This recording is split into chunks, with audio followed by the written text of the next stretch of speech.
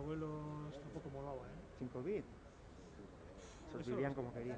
Bueno, pero no sé por qué llamaban avión de española. También pasó en Euskadi.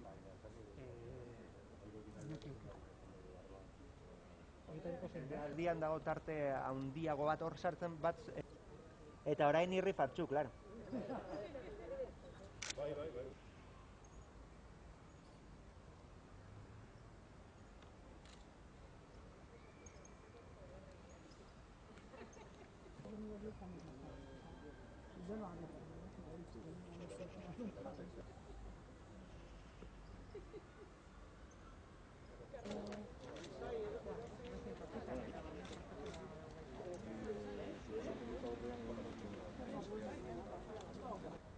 Eta egoera ezberdinetara egokitzen den eskaintzarekin abiatzeko. Eta, bueno, euskalterian oso gustura... Bigarren kontu bat, ez dut aukerarik izan gaur arte honetaz hitz egiteko, eta bihar ere esango dut kursoaren hasieran, baina gaur zuen aurrean, euskaltegi ezberdinetako ordezkarien aurrean, esan nahi dut datozen 4 urtetarako lantaldea orain osatzen dugun persona berberok osatuko dugula. Dudatan egonda bakarra neurea izan da, baina taldea hasieratik egonda bermatuta, eta beraz, datozen 4 urteetan ere hizkuntza politikarako sailburu ordea Mirendo Baran izango da, Aberen zuzendari nagusia eta protokolo arduradun nagusia Jokin Azkue, Estibaliz Alkortak jarrituko du Euskara Sustapenaren zuzendaritzan, Joseba Lozanok Euskal Administrazioetako normalizazioaren zuzendaritzan, eta Josune Zabalak ikerketa zuzendaritzan. Eta gurekin batera izango ditugu, komunikazioko lankideak orain arte bezala. Zangabe zegoen, eta bueno, gaurko aukera egoki eruditzen zait esateko. Gero, eskerrik asko Zadorra Euskaltegiko adiskidei eta ekitaldi honetara etorri zareten guztioi gurekin izateagatik. Euskararen biziberritze prozesuan uste dugu referentzia garrantzitsua eta nabarmena dela Gasteizkoa. 1986an Euskaldunen kopurua gure hiriburuan 6%koa zen, eta euskara ia ikusezina zen Gasteizan. Gaur, Gasteiztarren 26% euskal hiztuna da, hala agertzen du bere burua, eta beste 16 esaten du ulertzeko gai dela. 1986an Gasteizen gazterik gehienek ez zuten euskara hitz egiteko gaitasunik, eta gaur, alderantziz, kontrara, gazte gehienak euskal hiztunak dira. Eta egiteko asko dagoen arren, uste dugu Gasteizek adierazten duela behar bada modu argian, indargune nagusiak zeintzuk izan diren euskararen normalizazioan azken urte hauetan.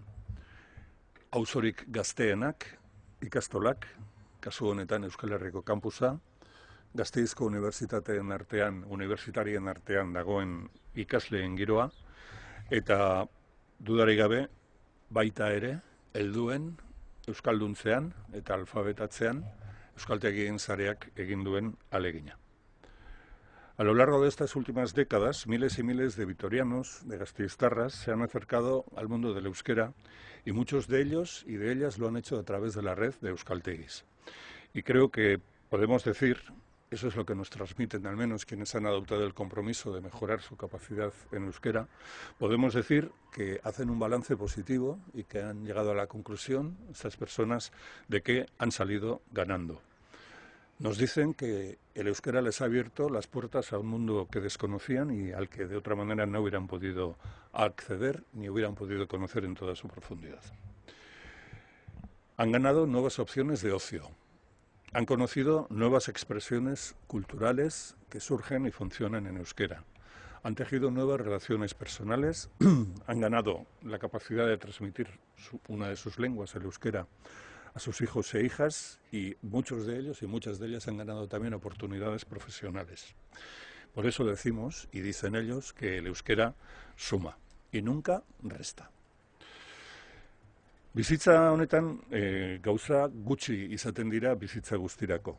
Eta Gasteizen ez ezik euskararen aldeko jarrera hori Euskal Herri osoan nabari da. 1986tik, lehen referentzia hori erabili dugun ezkero horrekin jarraituko dugu, Euskal Autonomia Erkidegoko euskaltegietan 270.000 pertsonek, herritarrek eman dute izena. Kopuru potoloa da. Eta hezkuntzako ikastereduen aukeraketarekin gertatzen den bezala erakusten du dudarik gabe gizartearen partetik dagoen konpromisoa euskararen normaltze eta bizi-birritze prozesuarekin. Euskara ikasiz, hainbat herritarrengana hurbiltzeko ahalegina egin dute eta gure bizitzaren elkarbizitza, konbibentzia indartzen ahalegindu dira eta lagundu dute. Garai honetan beste puntu jakin minezko bat izaten da zenbat jende hurbiltzen den euskaltegietara. Igazko datua garrantzitsua da. 36.800 lagunek eman zuten izena Euskal Autonomia Erkidegoko euskaltegietan. Inoizko kopururik, azken urteetako kopururik altuena. Egoera orain bizi duguna ezberdina da, baina danon artean egingo dugu ahalegina neurri hauetara aurten ez bada berehalakoan bueltatzeko. Acercarse a un idioma nuevo no es algo sencillo, eso creo que lo sabemos casi todos y todas. Y este año 2020 se ha presentado una dificultad. Los euskaltegis de Gasteiz fueron casi los primeros centros de educación en los que se vivió en primera persona las dificultades que nos traía esta nueva situación sanitaria que estamos viviendo. Recuerdo aquellos primeros días de marzo en los que había una tensión entre mantener abiertos los centros y cerrarlos. Fue en los euskaltegis de Vitoria donde surgieron las primeras manifestaciones de la COVID y eso ha dificultado el desarrollo del curso.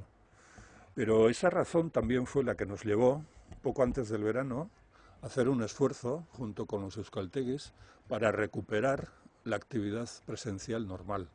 Y fue también una razón importante para que nos decidiéramos a impulsar las pruebas de acreditación que tuvimos que hacer de la forma más segura posible en el BEC, para que nadie perdiera la oportunidad ante las nuevas ofertas públicas de empleo que iban a surgir. Y bueno, esta nueva situación nos va a condicionar también, sin duda, en el inicio de este nuevo curso. Aurten, berrikuntza bat ere bada, aurreko agintaldian Eusko Jaurlaritzak bere gobernu programan jaso zuena eta azken urterako betetzeko moduan izan dena.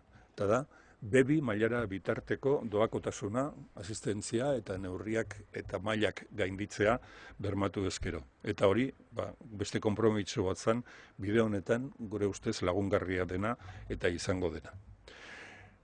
Aurtengo kursoari begira, alde batetik osasun neurriak daude, eta bestetik dudarik gabe dago malgutasuna. Eta Jaurlaritzaren partetik kurso berri honi aurre egiterakoan argi daukagu malgutasunez jokatu beharko dugula. Eta joan den asteartean, gobernu batzordean onartu genituen diru laguntzen aurrerapenean, gobernu batzordearen aurrean argi geratu zen malgutasun horrekin jokatuko dugula egin behar diren zuzkidurak eta likidazioak egiterakoan. Baina ez hori bakarrik, ikasketa moduak ere zaindu dituzue euskaltegietatik eta abetik ikasketa prozesu hau aldiketa normaltasunik handienaz egin dadin eta horrek ekarri du aukerak ugaltzea. Alde batetik, ohi modura aurrez aurreko eskolak eta jardunak egongo dira, beti ere segurtasun baldintza guztiak bermatuz. Jardun bikoak ere izango dira, aurrez aurrekoa eta ez presentziala bermatu eta uztartuko dituztenak. Autoikaskuntzan oinarritutako ikastaroak ere izango dira, 3. aurreko urteetan baino aukera gehiago eskainiz, eta bidea zabalik geratu da baita ere, bideokonferentzia bitartez taldeak antolatzeko, eta ikasgela virtualen bitartez jarduteko eta irakasleen laguntza eskainiz beti ere. Eta hauekin batera, jakina, ahalegin guztia egingo da, barnetegiak ere funtzionatu dezaten, eta enpresa eta gainontzeko taldeetarako beren beregi antolatzen diren ikastaroak ere antolatzeko. Beraz, ahalegin guztia eginda eta gehiago egin behar badira egingo dira, ikasleen beharrizanetara eta segurtasun baldintzetara egokitzeko. Eta helburu nagusia da, alik eta ikasle gehien etortzea euskaltegietara, eta alik eta modurik seguruenean sentitzea beren buruak erabaki hori hartzeko eta pauso hori emateko. Nik ez daukat gehiago esateko, baina hirugarren berbalaguna aurkeztu nahi dizuet.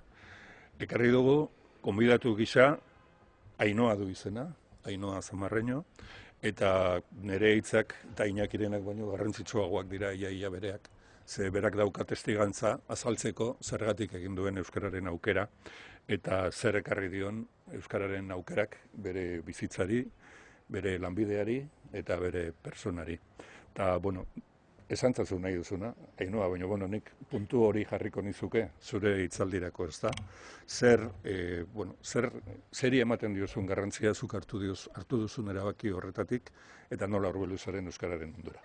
Eskerrik asko.